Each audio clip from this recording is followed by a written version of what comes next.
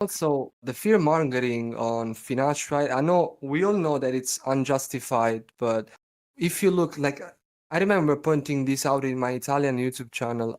So if you look at long-term studies, that would be longitudinal studies on 5-AR inhibitors, they actually don't have side effects, sexual side effects in the long term.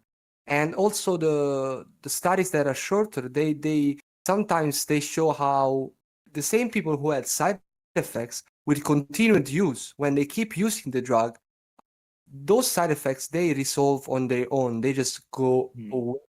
And the side effects of the treatment group become the same, statistically speaking, of those of the placebo group. So I think that a lot of people don't talk about this, but yeah, we have like a lot of longitudinal studies, and I remember looking at a study of with 17,000 patients and a meta-analysis with like 20,000 patients, and yeah, zero side effects when compared, of course, to those of placebo. So yeah, that's another thing that all those fear-mongering people should keep in mind. Yeah, all the post-finasteride kind of syndrome Oh, effect. So oh yeah. yeah, Actually, plays into that. those post-finasteride guys, they go around also in YouTube comments and in forums and on Reddit. They go around and try to make people afraid of those drugs, and they are the main cause of erectile Fear-mongering. dysfunction problems and PFS. So I would say that the biggest cause of PFS, if not the only one, is actually the fear mongering, because we have a very good study that shows how the nocebo effect can give you 3 times a higher incidence of sexual side effects with Oh finasteride, yeah. 3 times more probability of developing sexual side effects if you are informed about possible side effects before using it. And in that study, they even told them, oh, but those side effects are very rare.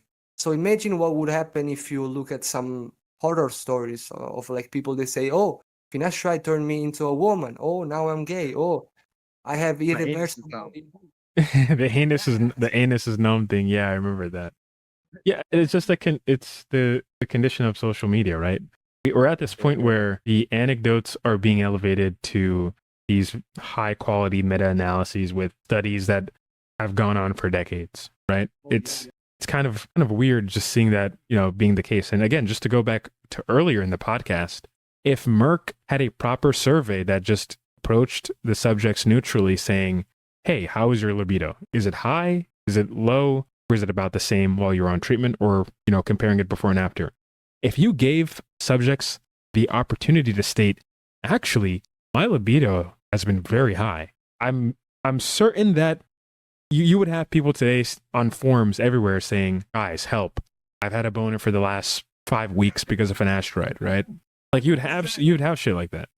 Oh my God, yeah, such a good point. 100%, Kyle, yes. Yeah. It's really it's like just psychologically, it's I went through it so bad. It was now that like I've been more informed through it. It's like all the side effects just magically went away, it seems. So it's a lot, very psyche. So Oh yeah. yeah. I mean, I do think it is important though. Like your perceptions of the medication creates a reality. Like it literally creates a biological Yes. mechanism. Your cortisol goes up, all these signaling hormones and molecules, they go up and they prompt you to have a response, right? If you have high cortisol, your libido is definitely going to be affected. That high cortisol comes from you and your cognition, your recognition of, okay, this thing could possibly be dangerous. Now your body will elicit an effect that makes you, have that kind of reinforces whatever you're thinking that the negative Yes. effect is. Oh yes, 100%. So true. Such a good point. Yeah.